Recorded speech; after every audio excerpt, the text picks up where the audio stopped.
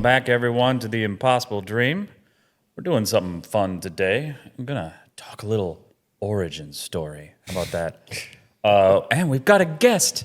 Our first Someone guest. agreed to sit down with us. Yeah. Granted, we're paying him, but still, It still counts. it counts. It totally counts. I think most of the guests that we have, if we're lucky enough, will also be paid, and they still have to agree to Yes. take our money and be guests for us. We so- will pay you Yeah, no, in like something. good times maybe, but something. Lots of good times. But here, let's introduce. Why don't you introduce yourself? Hello, world. My name is Dream of Dream Motivates. I have the honor and privilege of being a certified speaker with the #1 motivational speaker in the world, Dr. Eric Thomas, E.T. the Hip Hop Preacher. I've been married for almost 13 years. I have a beautiful daughter. She's an entrepreneur. She does hair. Shout out to JC Styles. My son is an entrepreneur. He has his own YouTube channel. Shout out to Joaquin's World.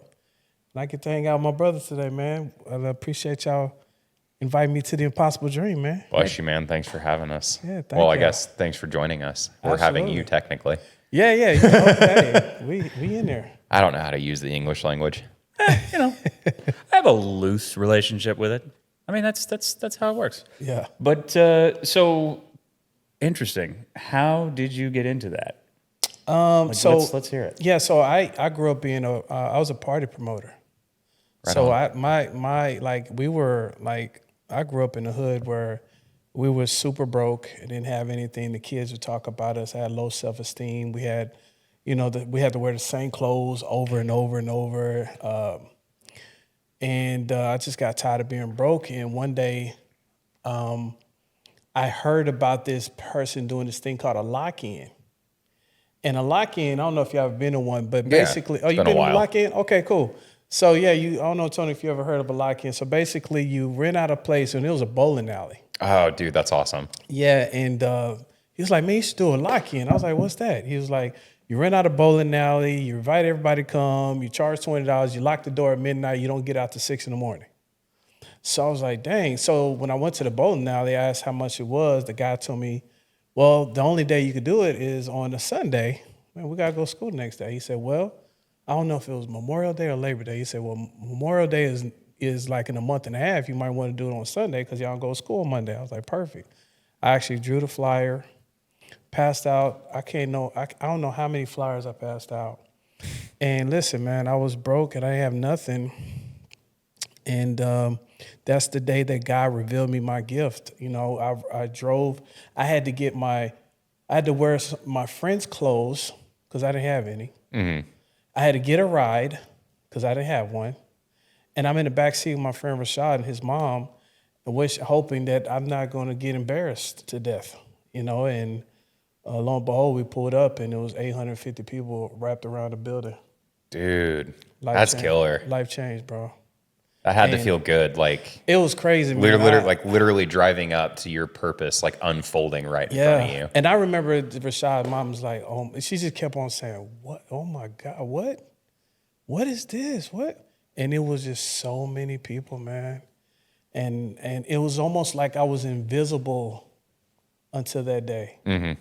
By all the girls and everything. I was like, oh, now you know my name? You know what I mean? Like, yeah, you know what I'm saying? And so I remember Rashad's mom just sitting me down before the lock-in, before they closed the doors.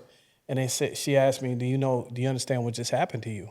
And I was like, what? She said, your life changed today because God revealed you your gift. I remember that like it was yesterday, that moment, like God just showed you your gift today. And so It's powerful, man. yeah, they paid $20 at the door. Just do the math, and I bought a car the next day. I never walked since that day. That was 16 years old. So I've been on my own since I was 15. Oh, wow, dude. Yeah, And that's how it started. 16. started 16, bro. Wow, that's amazing. And that you never look back. I didn't have a chance. Yeah, that's fair. There was no chance to look. Kept back. yourself so busy that Yeah, if you're focused yeah. on where you're going, you Yeah. can't look at where you've been. I couldn't. It was either that or get caught up in the foolishness that everybody else was in, and I was so tired of being broke, man. I don't know if y'all know anything about roach infestation, rats, people talking about you. I don't know if y'all ever. I hope nobody's ever been. I don't wish that on no one, but I was just sick and tired of it, man. And so when I figured out how to make some money, I just never stopped because fair, yeah. I felt like I had an opportunity. I'm like, look, let me try to make this thing work. And so I kept throwing a party. And so it was Dream Entertainment. I turned it into Dream Entertainment. And from Dream Entertainment, it turned to Dream Motivates. And I'll never forget this guy told me, he's like, man, how did you get all these people in your parties? I said, man, I just invite him. He said, man, and this is the first time I ever heard this. He said, man, you should open a marketing firm because you know marketing. Nobody ever told me, like, I'm still trying to figure, like, marketing? What do you mean? He said, man, if you got all these people in here, you know how many people will pay you to do that? And so I started a marketing firm. What was it? What do you think it was? Was there some particular secret sauce, or what do you think it was? I think the best secret sauce for anybody in any business is the element of emotional intelligence. You know, understanding people. Like when I met you for the first time, you know how brothers meet each other. We kind of size each other up a little bit, quiet. Tony is super quiet. But I said, okay, he's reserved, but he has a goal, and I got to make sure. And he's probably, maybe we're going through a little test, like, can he do it? And I never forget your face when I showed you the preview of how you looked on the screen. And that was it. After that, it was like, boom, it lit up. And I was like, okay, cool. It was pretty cool. It was a traumatic moment because I found out how many chins I have. Hey, you look good, by the way, bro. I can tell you're definitely. It's a work in progress. Yes, you look amazing. Really in progress. Really good. But no, that was it actually. I was That because was I kept looking. I'm like, dang, I'm not there yet. He's still kind of. 'Cause- And I was hurrying up. I was like, okay, let me put the card in the computer. Let me pull it out. All right, okay. Just let a me shy little get guy. the clip, and then I hit the clip with the audio. He was like, that's it. I was like, all right, cool. It was definitely it was the picture was great. It was the audio. I was like, whoa. Yeah. I actually can stand the sound of my own voice. Yeah, both with you guys this. have some dope, like, really, it's a great, like, radio voices, like. I appreciate it. Yeah. One of the jokes that my dad used to tell me, because he's in radio advertising and has been for my whole life for the most part, was like, oh, you've got a great face for radio. Yeah. Great face for radio. I love that one. I think that's so funny. And what's like hilarious now is radio, talk shows or podcasts that have yeah. video elements now. It's and crazy. so it's like you kind of have to have a decent face for radio these days. Yeah. Now you got, and then, I have the honor and privilege to just look at you dudes for hours while I'm editing, but I'm like, these guys really got something good going on. The dialogue is crazy. It's like stuff that I ain't gonna lie. Like I didn't know. Like when we created the Impossible Dream logo and did all this, I was thinking this podcast was going to be on some landman stuff, and y'all was going to teach us how to get the oil and everything else, which probably is going to happen in a couple episodes. we'll see how that goes. Yeah, That'll be interesting to see. Yeah, but for how y'all jumped out and just like every one of them is like, you guys have layers in your podcast. It's like super deep. Like you got, appreciate that, man. It's like going layer. So I love the dialogue. Also to the audience, if you guys haven't figured this out, this man's our producer. All the back end stuff that we have with setting up all the equipment, the cameras, the microphones, producing, editing clips, all the B-roll. This guy's the man. Like we absolutely could not do this without him. We're so thankful for his time and his services. Like this was honestly like this was just a dream of ours, ironically, until we met Dream. And without you, bro, this would not have come to fruition at all. Thank you. I appreciate that. So like major shout out to you, bro. Your talents are just out of this world, man. I appreciate that, man. Thank you. And Tony, thank you, man. I appreciate it. Like, Tony, you cool, man. You real good. I love your vision. I like how you roll. I got a chance to, chop it up with your pops a little bit. He was telling me about Mexico. Sorry about that. Yeah. You know what I mean? And you know what? It's funny, man. Like, and I don't know who was listening, and I don't know who this pertains to, but every time I get to see a father and son, it's just like, man, because I ain't never had it. Like, how does that feel? You know what I mean? So shout out to you and your father's relationship, and shout out to, how you have been, you're taking your vision and you're betting on yourself. Like who puts a podcast in their house, for this guy. Yeah, Yeah. probably some sort of idiot. I would guess, I love it. or a shut-in. I was about to say, when the studio is right probably outside it. of your bedroom, it's like, where do you have to go? Right. Super easy. So I mean, I guess I was just too lazy to do anything else. But no, it's interesting what we're doing and trying to do. We have no idea how it's gonna pan out, but that's part of that's kind of the inspiration, the name Impossible Dream. You ought to do some things, whether they succeed or not, because ultimately, and we've talked about this, ultimately we're all on our way out, and why not bet on yourself? Yeah. Why not? And your story is interesting, and I wonder how that given your experience, what do you think about what I would call sort of absentee or fatherlessness in America, writ large? I think it's disgusting. I think it's disgusting because to me, I get it that you and the woman didn't make it. Something happened, whatever.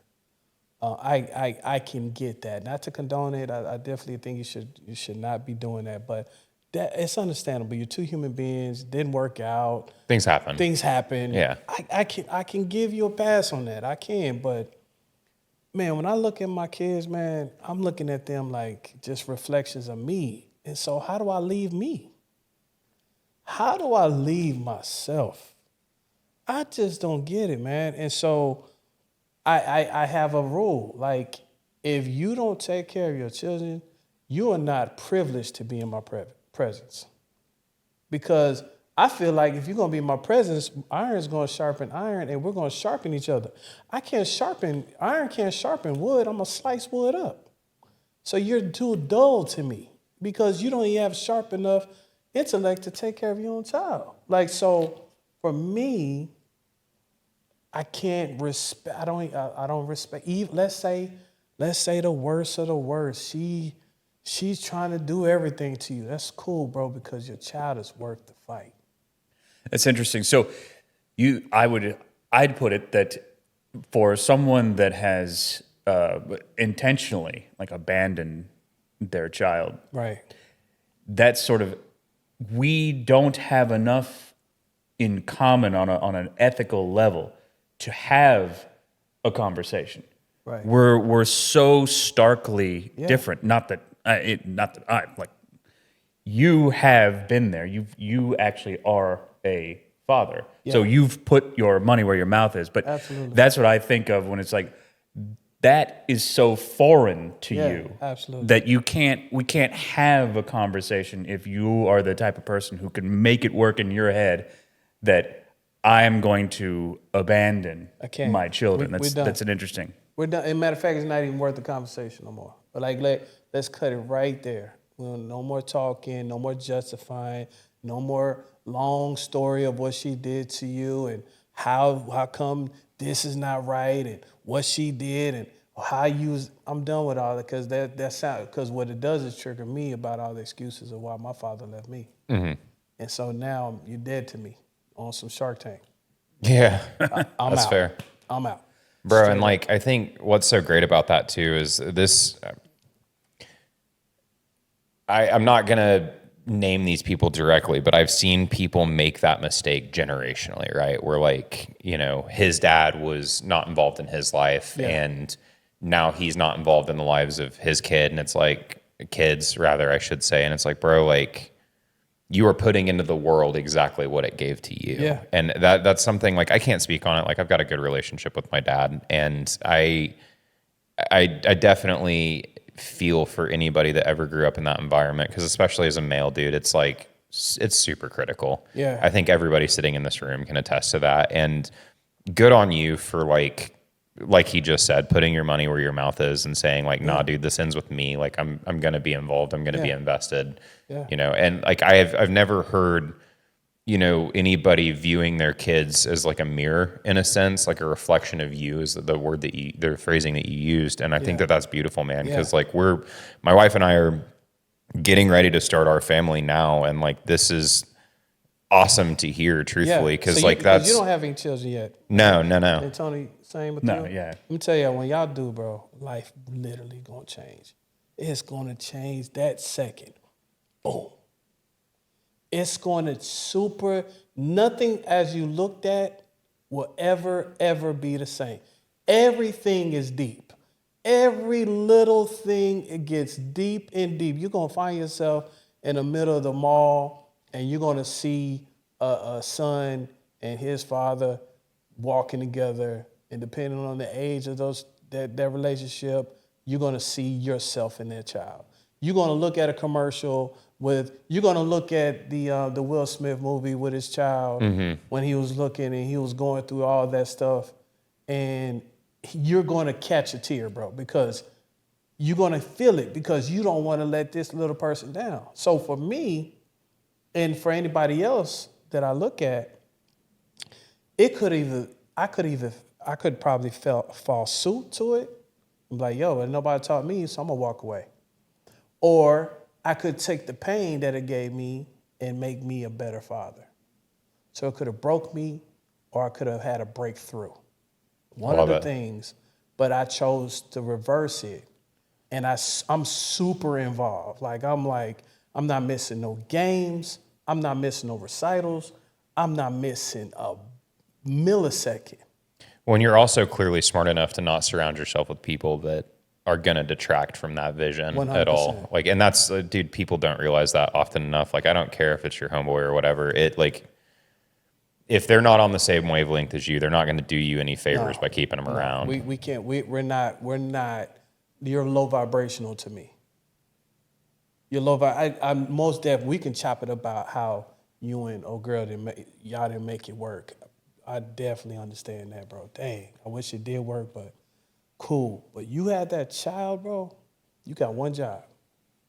You have one job. And so for me, that's kingdom building. Like, you're a king. You call yourself a king. Okay, let's go ahead and make sure we take care of our legacy. You gonna leave your legacy in the street? No, I think that's a really good point.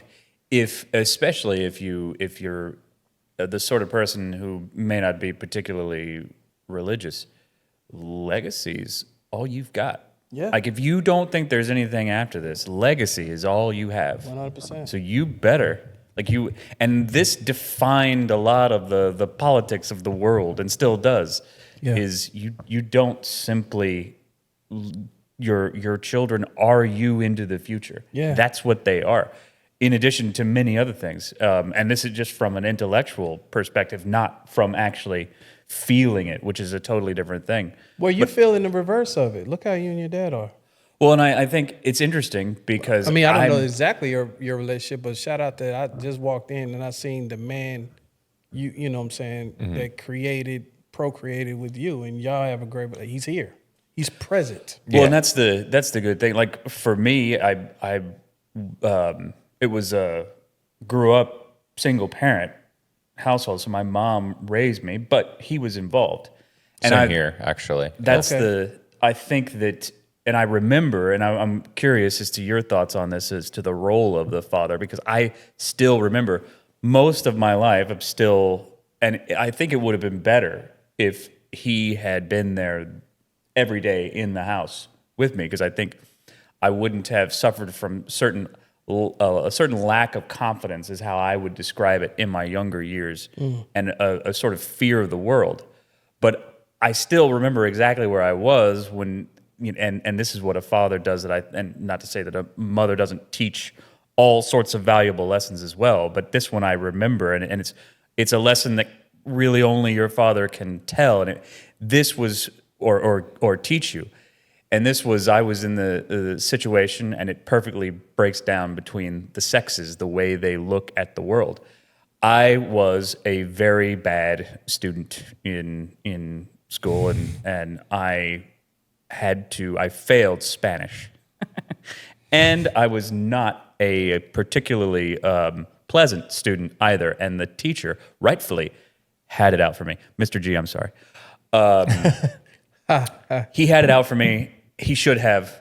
I was the problem, not him. But I didn't think of it. I wasn't thinking that at the time. I thought he was the problem.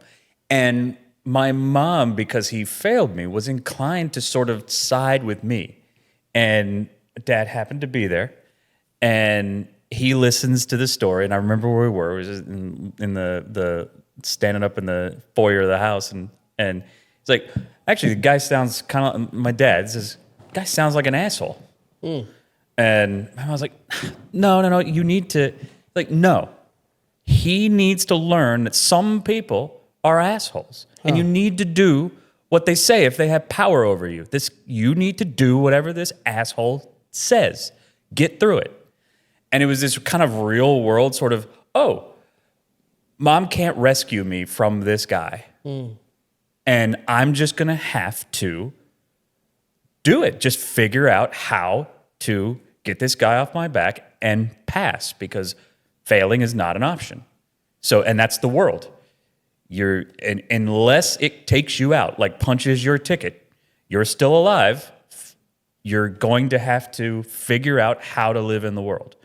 And it was sort of this stark thing of realizing, some things aren't going to be soft and smooth and negotiated through. Yeah, Some things sometimes it's going to suck. are going to be difficult, and you're just going to have to figure that out. Man, and so good. I think of that is one of the main roles of a father, is to explain, look, man, we'd like the world to be a lot of things, but it's not.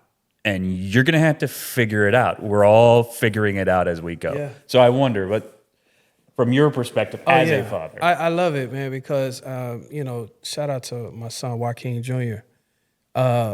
Great. I mean, this dude is super cold at baseball, man. This dude is he's probably going to be in the MLB, period. I know he's 9, but damn, he's so fire. And so last season, he's played shortstop, and he's just super fast, man. And I'm at the game. I got my eyes laser focused on my son at all times. I'm not playing no games. He know, like a daddy right there. I don't want him to ever look up. Even if I got to use the bathroom, I'm not going. When you look up, you're gonna see daddy. I don't ever, because I remember when I looked up, I ain't see nobody. Well, and that's armor. You know what I mean? Like you're gonna see me. That, especially as a young boy, that's a suit of armor right 100%. there. We got this thing, right? When he sees me, we got this little deal. We go like this. And so after he make a play, and so my man goes up for this pop fly, right? And he does this Odell Beckham back, about to catch this joint. Fully laid out for it. He catches it. But here's the problem. This other kid goes out to catch it too. They super collide. I knew by that impact, I had to run out on the field. I already knew what was about to happen. I said, oh, boom, I'm gone. Lo and behold, I picked my man up, blood everywhere. I mean, in his hair is just like this blood.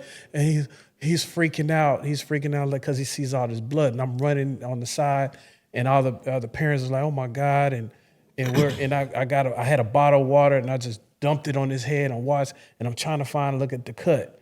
And it was because it's your head. So those head wounds bleed. You're gonna bleed. It was like a little thumbnail with the other dude's tooth. Gashed him open. So, wiped him down. Put the little somebody had some Band-Aid stuff on him. Put it on his head. He got blood all on his stuff. He's just traumatized. He's like, Daddy, I want to go home. I said, nah. Get back on the field. He looked at me like, I said, get your ass back on that field. You got to finish this game. What? So he just looked at me just like, so while he was going on the field, I mean, they probably did that for, bro, we couldn't, the umpire was like, bro, we need to start the game because you guys are, it went on for like 7 minutes of just like, wow. And the look of like, he got it. I was like, man, you can't, when life hits you, you can't quit. And it's going to hit you. You got to go in, just like take the hit, wipe the blood, and get back in the ring. And that right there, he talks about it all the time. He still to this day he's like, Daddy, I ain't never gonna quit. So that was that same type of moment as a father when we in the house. These are the moments that we have. You know what I'm saying? And no disrespect to the moms, but I don't know if a mother can really deliver that type of impact because she wasn't on that. She probably would say, yeah, let's go home. Well, and in full respect to moms, like there are lessons they teach that, you know, fathers can't. Like, but 100%.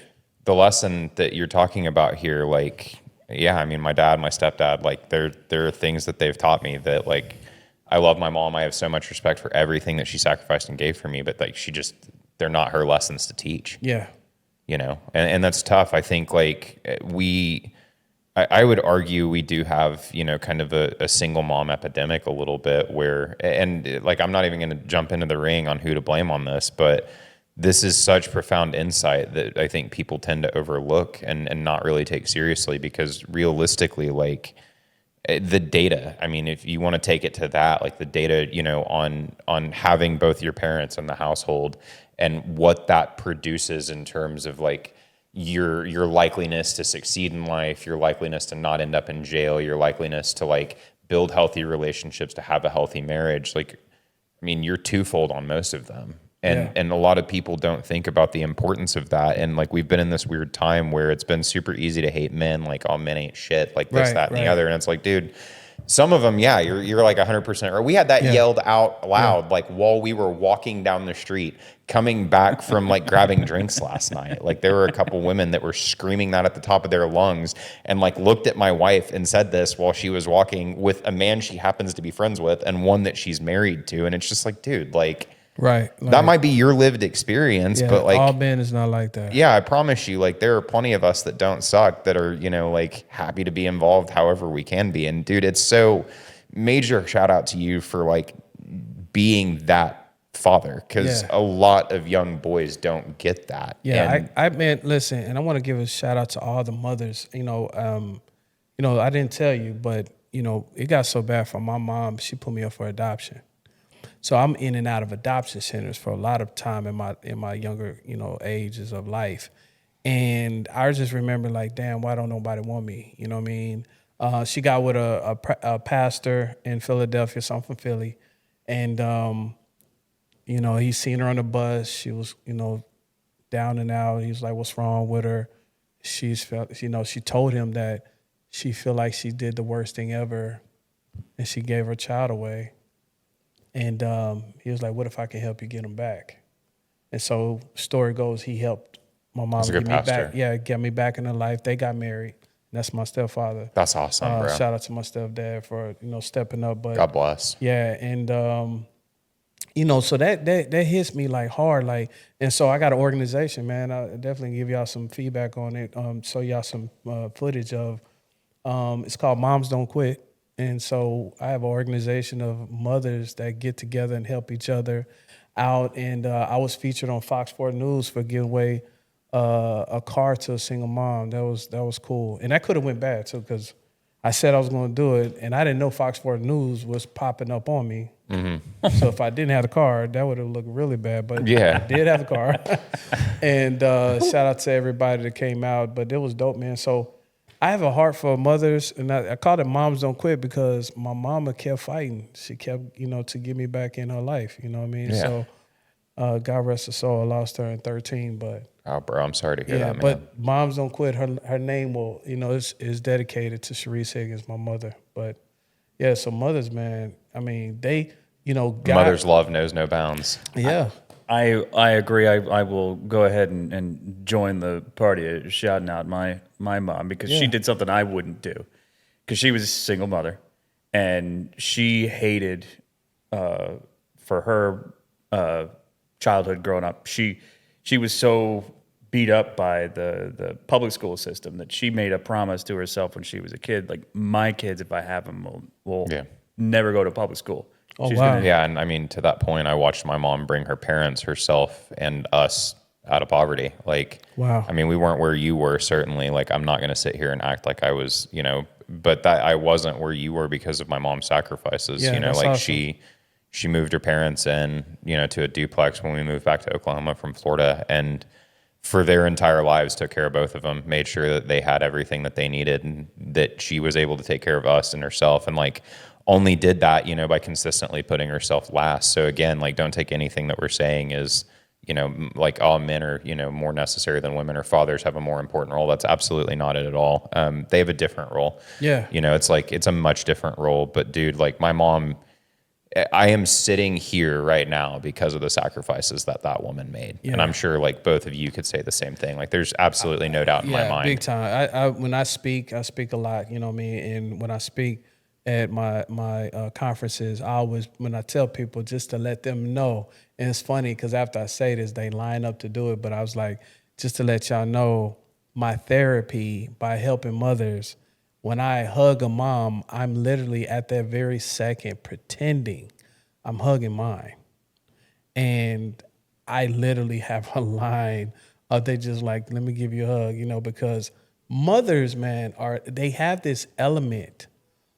Even they don't know they have it. They don't know they have it. When your wife becomes a mother, you're gonna be like, who are you? Right? You're gonna be like, what? Because I'm telling you this. I tell somebody, so I spoke at a deal about how bad do you want the things that you really want, right?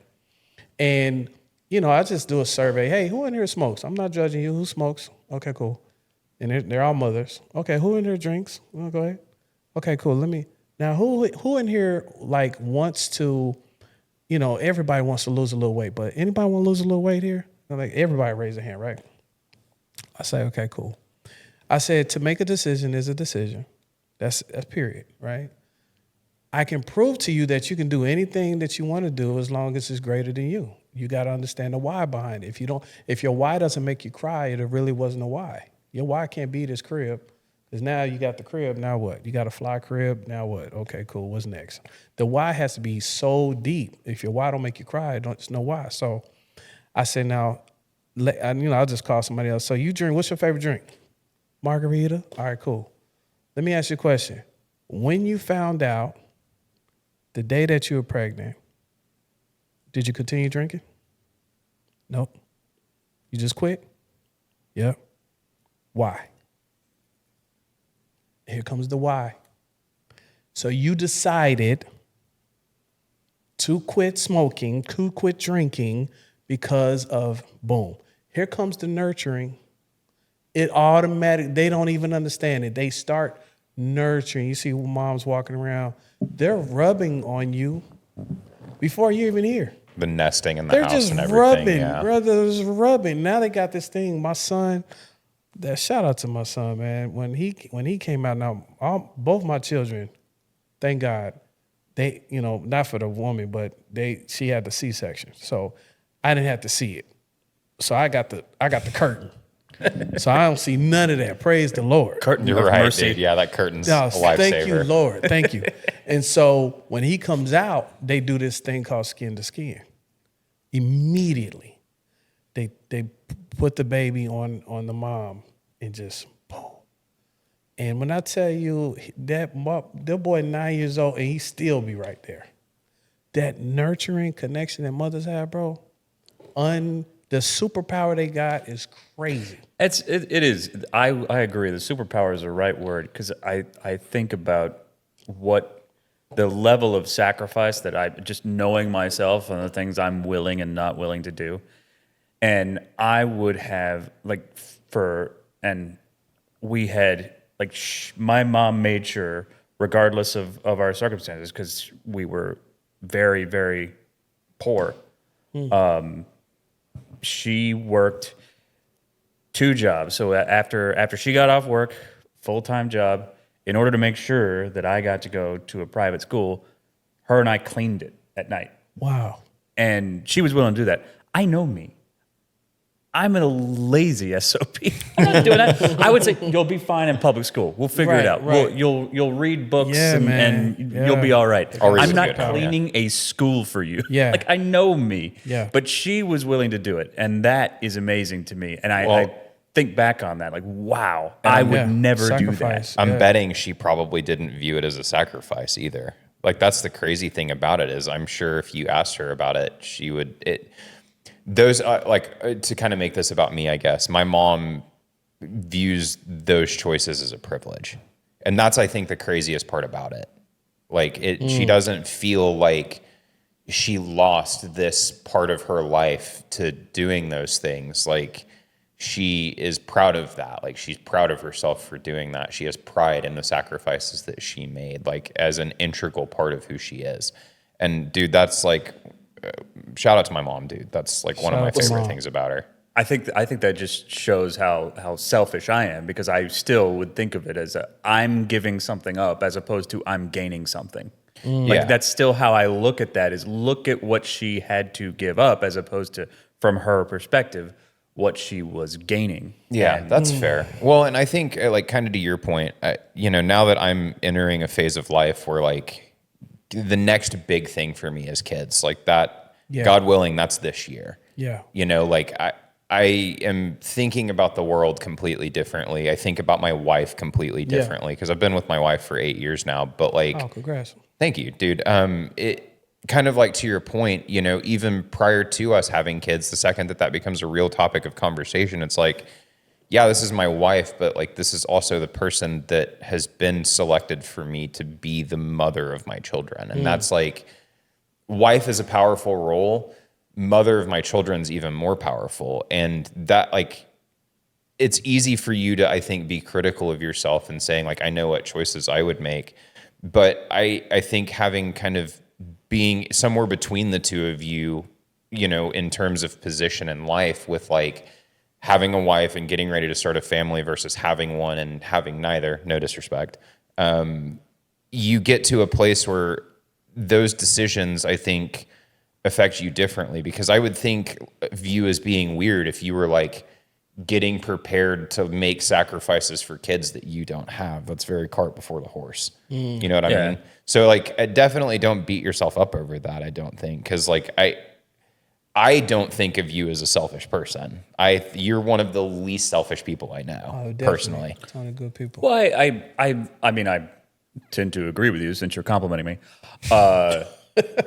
But what I mean is I try to, as best I can, and it is amazing to me how, regardless of how long I practice it and how long I've been doing it, of trying to understand what my own motivations are, to understand what I'm doing on a day-to-day basis in my subconscious, like what am I actually about day to day, and trying to understand my own mind, my own soul, as to, because it's not necessarily on my side.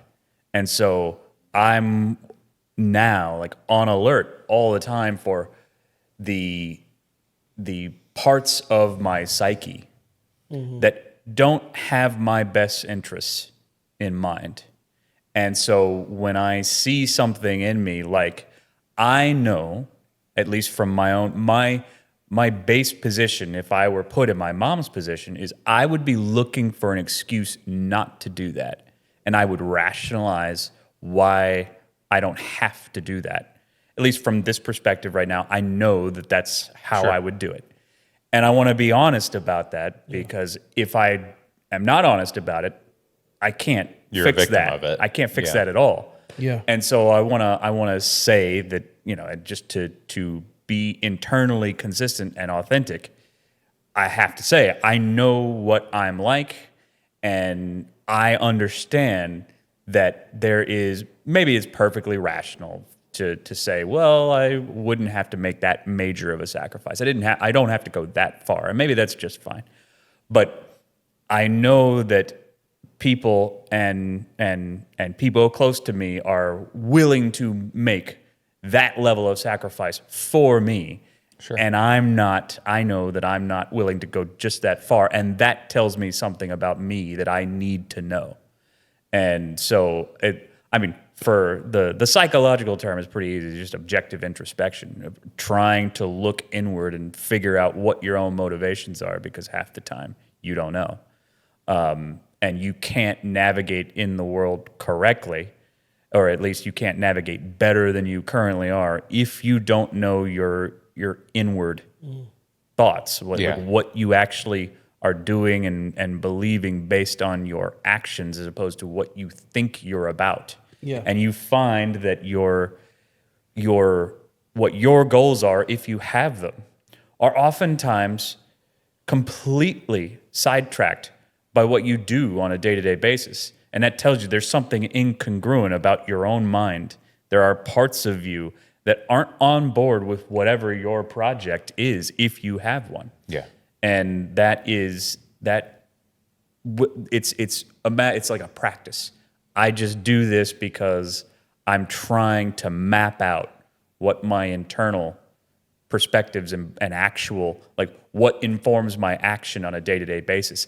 Is it, like you said, the why? What is my why? What is my goal? What am I aiming for? Right. And am I all in on that? Is my entire person, psyche, whatever, soul, whatever you want to call it, Yeah. is it bought into that? Or are there parts of me actively working against it? And half the time, I'm actively working against the things that I want. Interesting. Well, that's human nature, but I definitely will. I will advise anybody looking at the Impossible Dream podcast right now. But number one, which is so important, it's cliche. You probably heard this before, but the day that you were born, and the day you figured out why you were born, those are two very important days. Now, here's the thing. We have to identify there's two different things: living and existing. You do not, because you got the choice. You do not want to have this one thing called life. You only got one. No dress rehearsal. It's only one.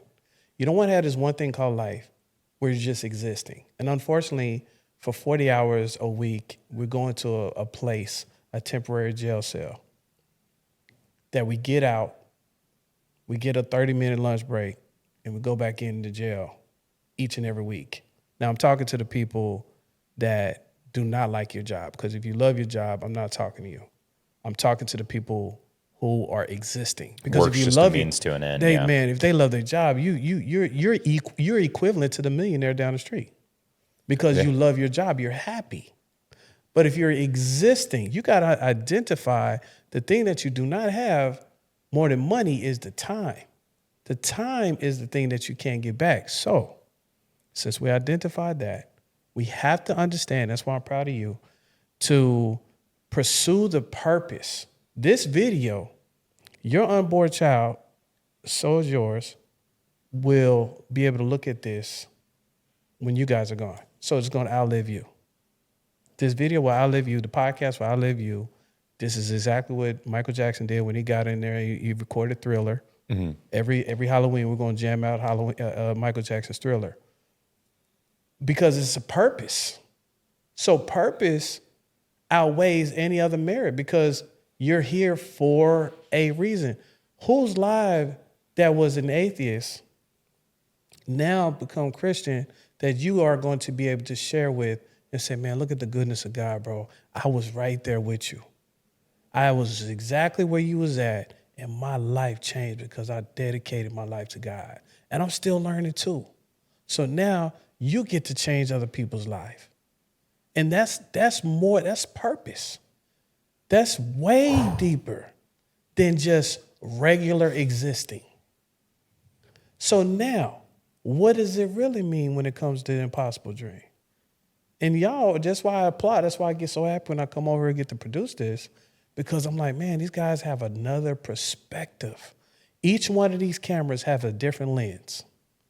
One of them in the right angle, the other one has a left. We got a mid angle right here. We got a side angle. Everybody looking at a different angle, but we get to see what Tony's angle is.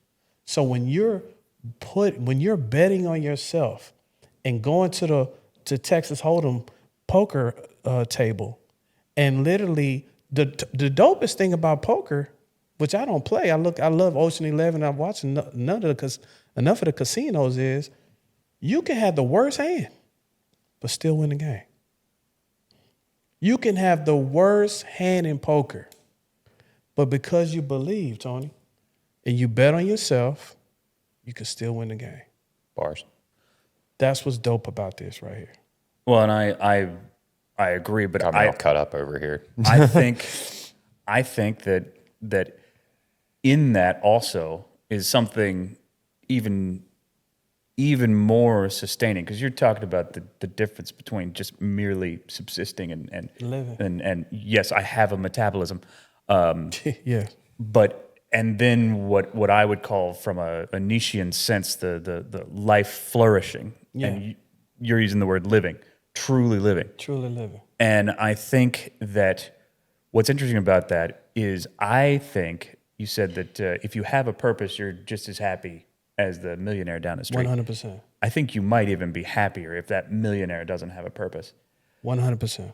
And also, I think it works even if you fail. Like, and you're going to fail if you try things. 100% you're going to fail. But that's why it's the impossible dream. You should dream it anyway. You should try it anyway. Yes.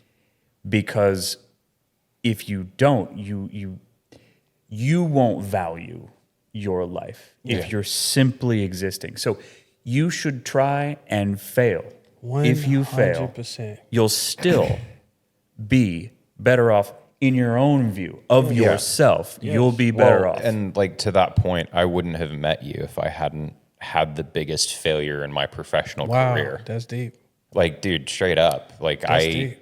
I opened a grow. I was in the cannabis space for a while. That was just awful. It went terribly. Everything that could have gone wrong did. And, then I sold my license to, the operation that you were running, and we joined forces, and then that failed. And everything that could have gone wrong did. Yep. And now we're here. And, 5 years ago, when I was running my facility, I never would have guessed that I would be sitting here recording this. And I don't think that you would have guessed that when we met and you were, attempting to purchase my license and try to, vertically integrate a little bit more. And it's just weird because it kind of, to you guys' point, like the failure is necessary. And it was incredibly expensive. It put us in financial ruin for a cool minute, but it was the biggest blessing my life had received up to that point, because failing allowed me to meet you and to kind of brag on you for a second. You've mentored me in a way that most people in my life couldn't. There's a part of me that you reached that other people couldn't. You challenged my convictions in a way that other people couldn't. Wow. And I wouldn't have found God the way that I have if I hadn't come to you and had that one conversation in your office where you're like, yeah, I don't actually think you're an atheist. I don't believe you. I don't think you believe you. Think that he spoke that thing out of you, man. Yeah, bro, he yanked it right out of me. He was like, I think that's how powerful the Bible talks about the power of the tongue. Yeah. He spoke it out of you. Well, and That's to your crazy. point, iron sharpening iron, I have compared the people that I was running around with to you and been like, well, they don't size up. Why would I have this relationship and this is the dynamic that we have and these are the things that we discuss and the direction that we're going. By comparison, this is nothing. This group of men over here isn't even remotely comparable to the level that you're on your worst day. And so in a lot of ways, I look up to you for that, because I have never been challenged the way that you were capable of challenging me. And that came as a direct result of failing on my own and then failing with you.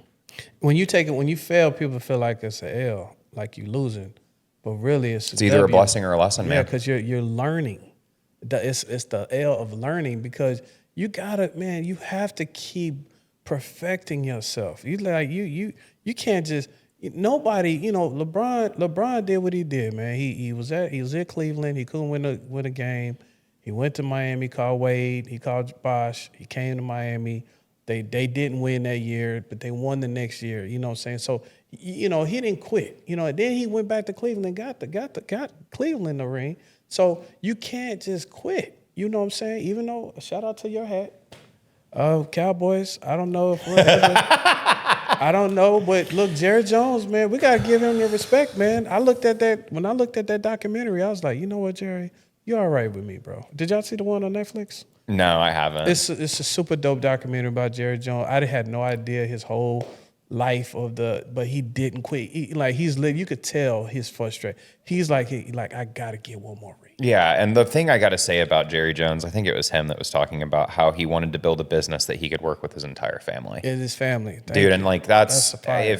if I could have life my way, dude, Yeah. I would be working with my wife. Family. Oh, my man. kids could be involved in anything that I've got going on. Like that is a dream, dude. And like it's fun. I mean, we have an episode where we just completely bash the Cowboys and they deserve it. But Every bit of it. Yes, but I'm a honestly, Cowboy man, fan like too. It sucks. I have nothing but respect for that attitude of like, yeah, I want to build something that belongs to my family that I can own and work with them. You know, like that's great. I challenge everybody. So this is my thing, right? I thought for a second, because I learned to understand people now. And it took me this was about 6 years ago when I finally got this lesson. I thought that everybody can be an entrepreneur. I said, come on, everybody can do this. Come on, anybody can do this. And I'm like, no, this ain't for everybody because No. Now let me tell you, to be an entrepreneur, I literally don't know how anybody can be an entrepreneur and don't hang out with God on a everyday basis. Because if this is not the walk on water situation, I don't know what is. Like you have no idea what tomorrow's going to bring. You don't know. Like, hey, shout out to you. Go to the job, you put in your hours, you go clock in, you get paid on the 1st and the 15th. Boom, boom, boom. No, not this. You in there. It's like, you ever watch Hunger Games? Mm-hmm. Entrepreneurship is like Hunger Games. Every day, You have the to best get days. out and get it, man. I don't care what happens. The gas goes up to $7.52. What, you gonna stop driving? Okay. Anything happens. Your cost of goods sold goes up. Yeah, like inflation, tariffs, blah, blah, blah. You just gonna have to keep figuring out. So now you got to go out every day and Hunger Game it out. I think that's a good point. I hadn't thought of it that way. I think you might find some entrepreneurs that consider themselves atheists, which is fine. But what I think you'll find is not a single entrepreneur is a nihilist. that's a good point. Every entrepreneur believes in something, or else they wouldn't be doing it. You have to, because I mean, your chances higher of failure belief. greatly outweigh your chances of success. Like there isn't a better faith-based argument in modernity than entrepreneurship. I have 100%. never thought of it that way. Yeah. And what I love, and I'm gonna speak life into you, bro. And, I mean, Tony, you're on the path of it right now. I can see with you, and I love that you'll allow me to be a vessel and to help you with your vision right here. But Happy to have that help, man. most I need definitely, it. it's been an honor just to help out. And for you, like I said, to make a decision is a decision, even if it's a small thing. You can create the closest to God you can ever be is become a creator. God created. So you can create the life that you want by speaking into existence. As He spoke it out of you, you start speaking things. And even if it starts off a small thing, if you like cutting grass, start cutting grass and build that up. If you like painting, go paint. But do what you like to do. Don't exist anymore. Live on purpose. When God calls you home, go home on E, not on half a tank. Well, right. dude. Yeah. Give it everything you got. Give it everything. If it's a book in you, write the book. If it's a podcast in you, do the podcast. If it's a clothes design, do the clothes design. If you want to be on TikTok and do a TikTok shop yourself out of here. If Archie wants to do a doggy, if we do a doggy deal on Archie, man, Archie deserves to have his own dog food one day. Whatever it is, at least go out there and try. Yeah, You know what I mean? absolutely, man. And that's like, I can't second that enough. Like the cannabis stuff that we jumped into was Like I said, it was the biggest professional failure I've ever Do had. you got trauma from that? Like, oh, No. Okay. Not at all, dude. Not at all. Okay. I'd never go back, but that's more of a calculated decision from knowing the nature of the business. And like, it's not a product that I want any part of anymore. Like, I'm sober from it now.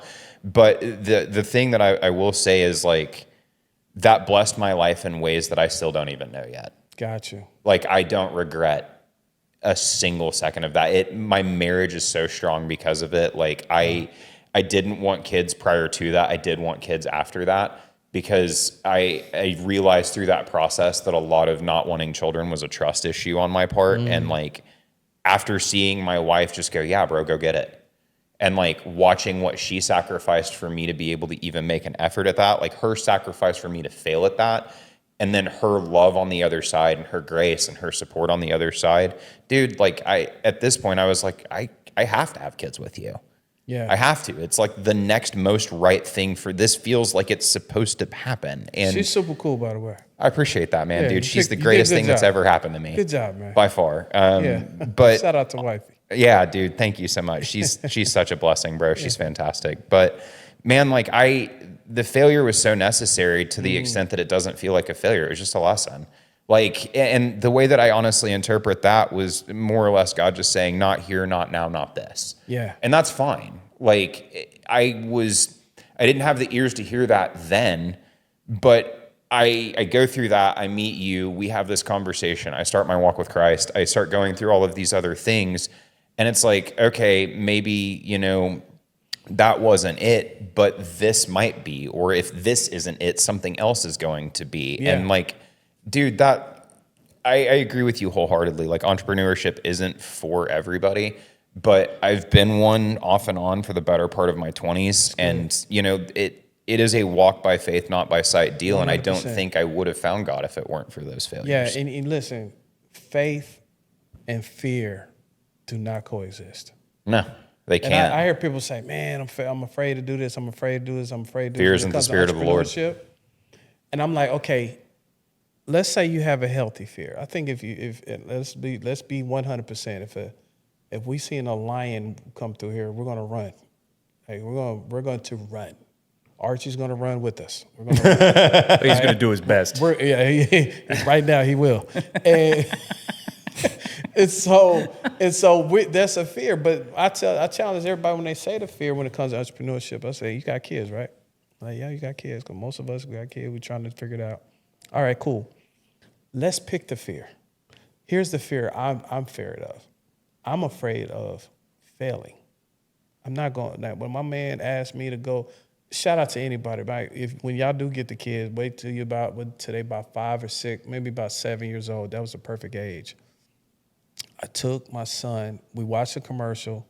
We up here playing. We watched a commercial, and it's Walt Disney's 100-year anniversary for the new boat that was just built, and that thing looked like the Taj Mahal. I'm like, I already know after this commercial what's about to happen.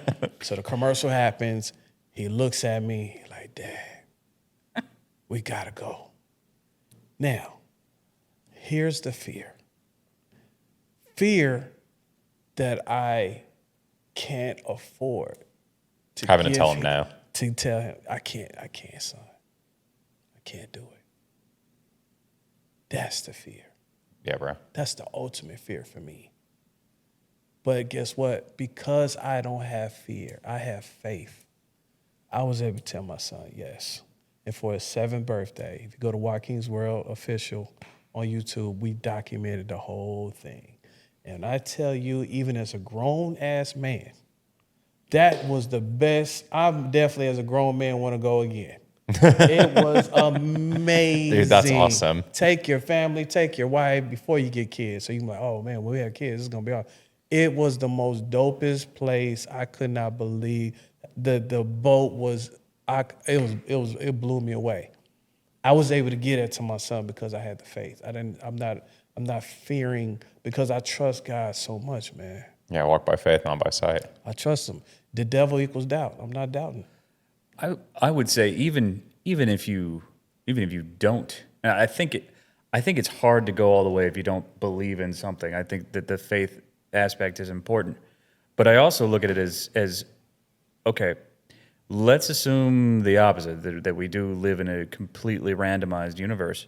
It goes back to what you said about leave the tank on E.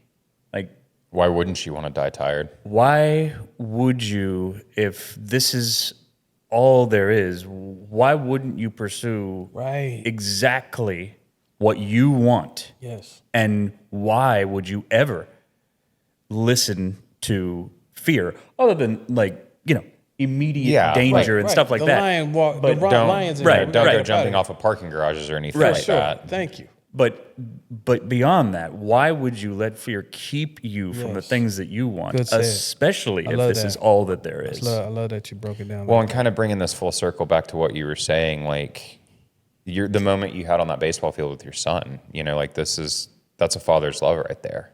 Yeah. Speaking that fear out of existence, like that's the love of the father. And like, I think that as I start to come into like figuring out what my role as a father is going to be, it's trying to replicate the love of the father as much as I can, and saying like, nah, dude, don't be scared.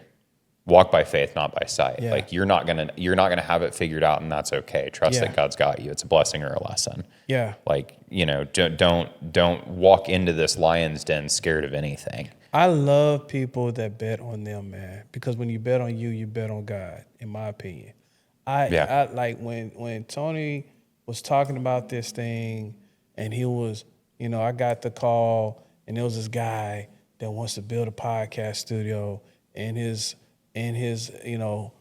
nice cool little crib, and he wants to do all this stuff, and I got the little pictures and visuals of how he want to do it and all this stuff. My mind just goes into this creation of, okay, how it's gonna look, how the angles are gonna look, how everything go. And I think that's when you get to the creation of what you're trying to do, you'll literally think about it, man. It's like a blank canvas, and God gave you the ultimate color wave. How many colors you want to put on this thing? How many strokes? You see the most, it's crazy. You see the most expensive paintings in the world, and they look like somebody just threw the paint at them. $5.5 million. Like, golly. Shout out to Jackson Pollock. Shout out. It was, think about that. They just created. So don't be afraid to create. Yeah. And That's what I like what kind of, to use your analogy, what sort of grounds me in that is like, I don't even have to worry about the canvas, the colors, none of that. Dude, I'm just the paintbrush. He's the painter. I love it. And like the thing that I find myself praying for the most anymore is like, your will, not mine. Because like I have a huge problem I've always had a huge problem with like, I got this. And like, I don't have anything. I don't. Like, I love what you said. When you bet on yourself, you're betting on God. Yeah. Because like everything that, we're doing here, like the statistic probability of it being successful is like crazy low. But like, it's faith, man. Like I believe in you. I believe in this. I believe in you. And like, I know that the production side of this is top notch. The content that we're talking about, something that both of us really, really believe in. And like, yeah, it could fail. I just don't care. Like, I really just don't care. You ought to do it anyway. I didn't sit feeling like I was going to throw up before we recorded our first episode because I was scared of it failing. I sat there feeling like I was going to throw up because I was worried we wouldn't. Hold on, say that again. The fear was success, not failure. Like, I'm not scared of failing. It's the what if this works? What does that mean? What if this goes somewhere? A whole series of responsibilities. That's what will happen. It's the weight of that, of understanding like, this is public record now. This is like you just said, this is a legacy. This is forever. Yes, forever. This will be accessible for the rest of forever. As long as we leave it up, it will be there. If you have a son, what would you name him? I don't know. We have a daughter name figured out. What's her name? I'm gonna hold that one close to the chest. Okay. For a moment. I'll tell you when. I'll tell you once we're mentally. Once we're off air, I'll tell you. Give her that aura, because guess what? She's looking at it one day. Yeah, and that's She's the thing. Like it. I think that's powerful. We're still working through the son name. My wife is 100% convinced love it. that we're going to have a son first. My mom's 100% convinced that we're going to have a son first. Yeah. My sisters are 100% convinced I'm Oh, going to be a wow. girl dad. Okay. So like we've You got ready some mixed either way. opinions here on like how this is going to shake out. That's awesome, man. But yeah, remind me when we get off air. I'll definitely tell you, because it's got a kind of an element to it that like I don't want people to know until it's time. Yeah. But yeah, I'll definitely let you know on the love other that. side. I love But that. like it's very intentional, you know, like that's something that we think about regularly. And like we just started trying to have kids recently. Like it's not, this is like a, you know, something we've had figured out for months. And my wife was actually the one that came up with that name. We were just sitting at a dinner table and my sisters asked like what we thought, you know, about names or whatever. And she threw it out and I just looked at her and I was like, no, that's it. Man, Like if we have a girl, that's I'm gonna it. tell you right now, and I love it because he doesn't know how powerful he is, which is funny. No, right? Like, He literally don't even understand. the humility gets in the way. Okay, let me ask you guys a question before I say what I'm gonna say. Sure. All right. So I'm a huge X-Men fan. So y'all know who X-Men is? Yes, sir. You know, Yeah, you know absolutely. about X-Men, you watch it? All right, let me just ask y'all a question. Who's in y'all opinion? There's a lot of them. Who's the most powerful X-Men in y'all opinion? In y'all opinion, man, it's like you got Wolverine, you got Storm, you got, you know, I'm going with Professor X. Professor X, yeah, that's my answer also. Professor X. Okay, and that's why y'all my brothers, because that's what my pick is. That's what's up. So here's the cool thing, right? I was sitting up with my son one night, and we're just chilling. And the first preview, for some reason, I think they're bringing out the X-Men that's coming back out or whatever. Mm-hmm. But they showed the old X-Men when it first come out, and it was this dope little reel about the X-Men. Like an homage to it. Yeah, it was like a whole little situation. And now I'm more spiritually inclined, and like I'm looking at things way different. Remember, it's a different lens. Yeah. I'm with my son. The scales have been removed. We're watching. He's never seen X-Men. He's like, oh, man, that's cool. And so I'm looking at my man, and they showed this deal where his superpower, even though Professor X is literally in a wheelchair, his superpower, watch what I'm about to say, is to put on this deal where he can find other people that have superpowers. And they have the superpowers, but they don't know how to use them. So he brings them in and literally shows them how to use his superpowers. One guy where, you know, if he opens his eye, he'll burn up everything. He gives him some goggles that says, press this and aim. You know, Wolverine, shout out to him. He gets angry and just slices up everything. He shows him how to use his superpower. So for me, the eureka moment for me was, wow, God, he revealed me another superpower. I'm able to look at other mutants, if you will, that have That's superpowers. accurate.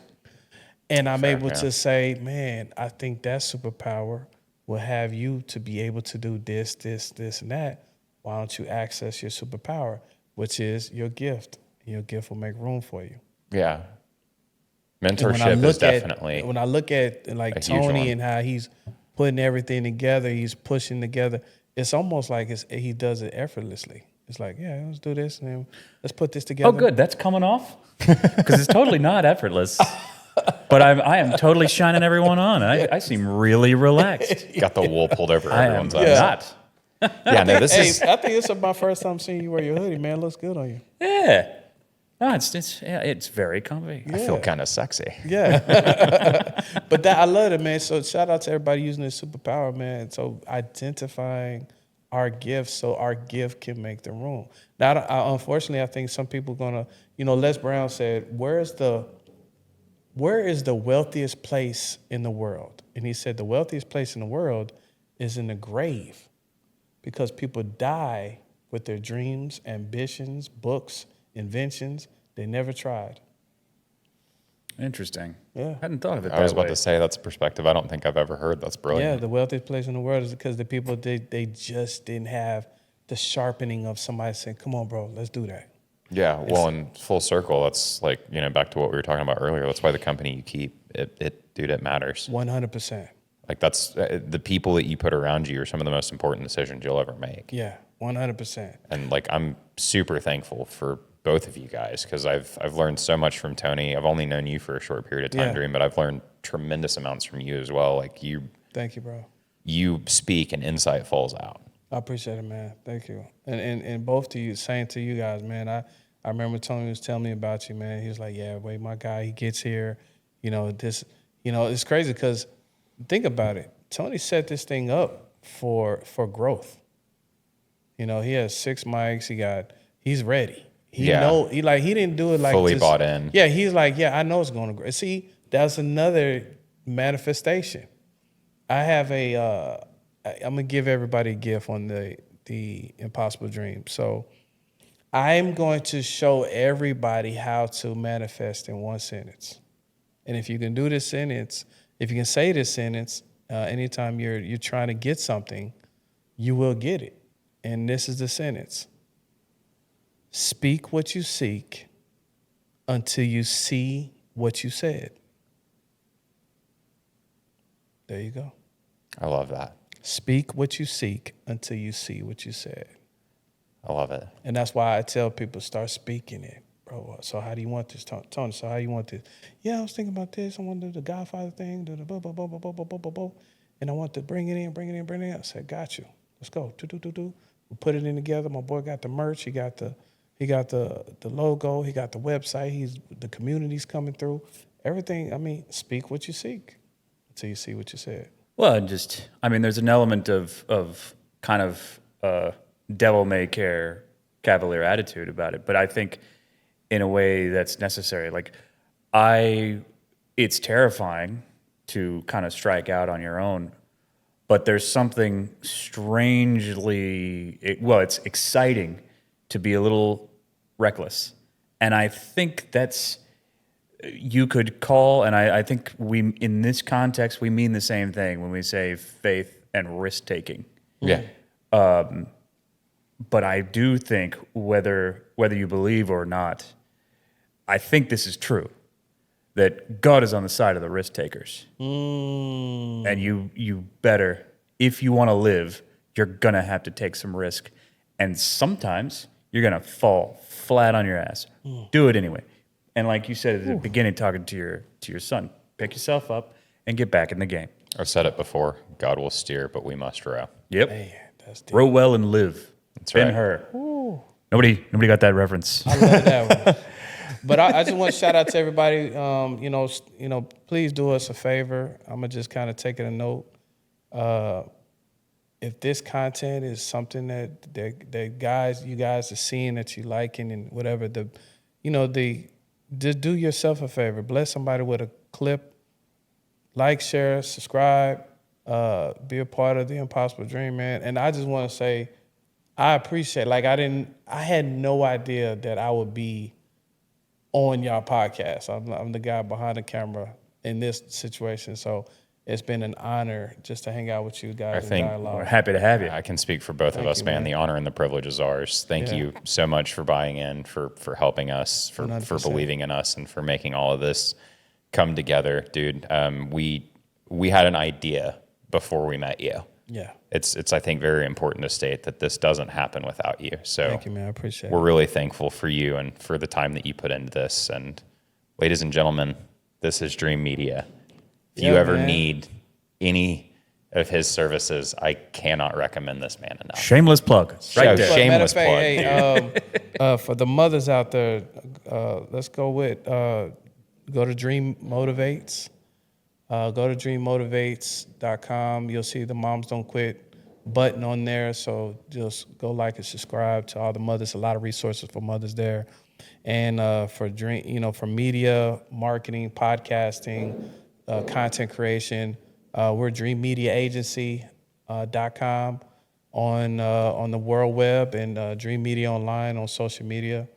And one time for the Impossible Dream, man. Let's get it. I love it, bro. Thank you for your you. time.